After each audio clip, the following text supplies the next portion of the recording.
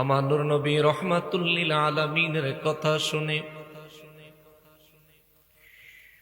হযরতে আলী রাদিয়াল্লাহু তাআলা আনহুর নেতৃত্বে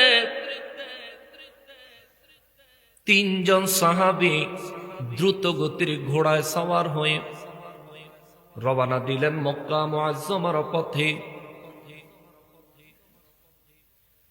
তিনজন সাহাবীর কেউ আমার নবী রহমাতুল লিল আলামিনকে জিজ্ঞেস করেন নাই যে নবী গো, আপনি রইলেন মদিনা মুনাওয়ারায়, ও নবী মক্কা মুআজ্জমার পথে কে কোনো একজন নারী চিঠি নিয়ে যায়, ওই নারীর গতিবিধি আপনি নবী কেমনে জানেন?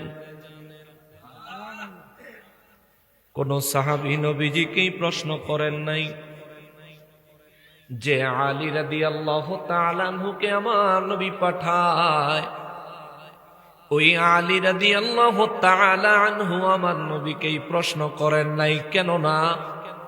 নবী বলেছেন আনা মাদিনাতুল ইলমি ওয়া আলিয়ুম বাবুহা, আমি হলাম ইলমের শহর, আমার আলী হলো ওই শহরের দরজা। আলী রাদিয়াল্লাহু তাআলা আনহু জানতেন, মানতেন এবং বিশ্বাস করতেন আমার নবী রহমাতুল লিল আলামিনকে গায়েবের ইলম জানায় কি।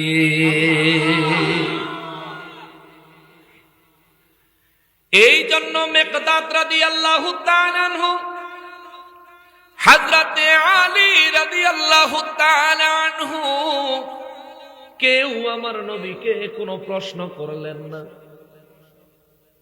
দেখেন এখানে কতগুলো প্রশ্ন জমা হয়েছে।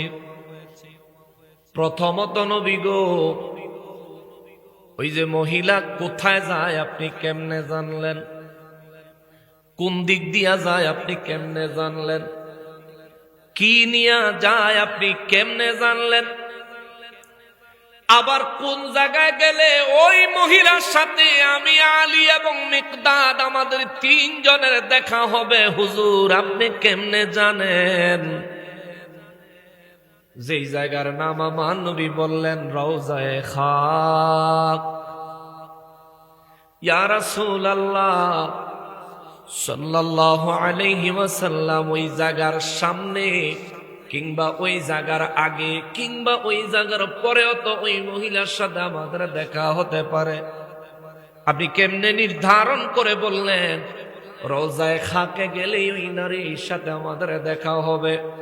এমন প্রশ্ন আমার মাথায় আসে, আমার মনে আসে, আপনার মনে আসে। আমি আর আপনি হলেও সেদিন নবীকেই প্রশ্ন করতাম না, কিন্তু ওয়াহাবীর গোষ্ঠীরা হইলে নবীর ঠিকই প্রশ্ন করত।